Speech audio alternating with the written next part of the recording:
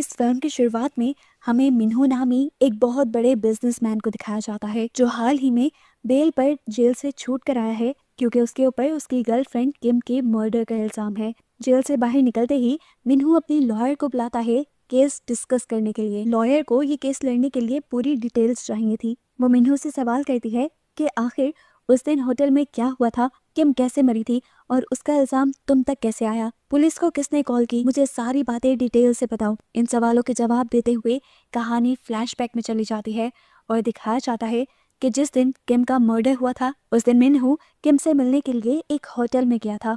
मिन्हो ने बताया कि वो और किम तो बातें कर रहे थे कि अचानक मिन्हो ने इस होटल के बाहर पुलिस को देखा। मिन्हो ने कहा कि मैं घबरा गया था, मैं बस उस जगह से भागना चाहता था, लेकिन इससे पहले कि मैं वहां से चला जाता उस जगह पर कोई आदमी आ गया। उसने मेरे सर पे हमला किया जिससे मैं बेहोश हो गया। जब मैं होश में आया तो मैंने देखा कि किम वहां रूम में नहीं थी। मैं वॉशरूम में गया तो वहां किम की लाश पड़ी हुई थी। इससे पहले कि मैं कुछ समझ पाता पुलिस कमरे में आ गई और उन्होंने मुझे ही किलर समझ के अरेस्ट कर लिया। सीन प्रेजेंट में आते हैं। लॉयर मिन्हो की बात करते हुए कहते हैं, तुम 100% सच नहीं बोल रहे हो मिन्हो, मैंने पुलिस की फाइल भी देखी है और सारी इन्वेस्टिगेशन रिपोर्ट भी ली है। उस कमरे में किसी भी तीसरे इंसान के होने का कोई साइन नहीं था। मुझे प्लीज सच बताओ, जो तुम छुपा रहे हो मुझे वो सब भी जानना है। मिन्हो काफी देर खामोश रहता है। तब लॉयर उसे एक लड़के की पिक्चर दिखाती हैं और उससे पूछते हैं, क्या तुम इस लड़के को जानते हो, ये कुछ दिन पहले गायब हुआ था। पहले पहले तो मिन्हो ने इस पिक्चर को देखकर साफ उसे पहचानने से इनकार कर दिया, लेकिन जब लॉयर ने उससे कहा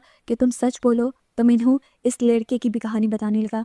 कहानी एक और मरतबा फ्लैशबैक में गई और हमें दिखाया गया कि कुछ महीनों पहले मिन्हो अपनी गर्लफ्रेंड किम से मिलने के लिए जा रहा था। मिन्हो मैरिड था और आजकल उसे रिग्रेट होने लगा था कि वो अपनी वाइफ को धोखा दे रहा है इस रिलेशन के जरिए। इसलिए वो अपनी गर्लफ्रेंड किम से कहता है कि वो जल्द ही इस रिलेशन को तोड़ देगा। किम जस्ट टाइम ड्राइविंग कर रही थी। ये बात सुनकर वो गुस्से में आ जाती है और उसका ध्यान ड्राइविंग से हट जाता है।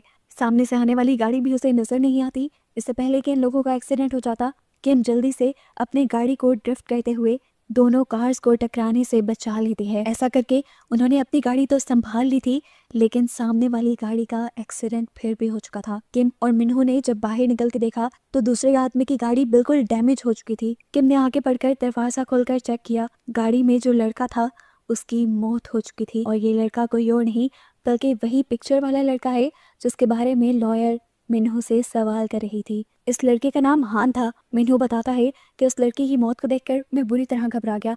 मैं पुलिस को कॉल करने ही वाला था, लेकिन किम ने मुझे रोक लिया, ये कहते हुए कि इस रोड पर किसी ने हमें देखा नहीं है। हम फजूल में पुलिस को कॉल करके खुद इस केस में फंसेंगे और हमारी रेपुटेशन भी डाउन हो जाएगी। इससे बेहतर हम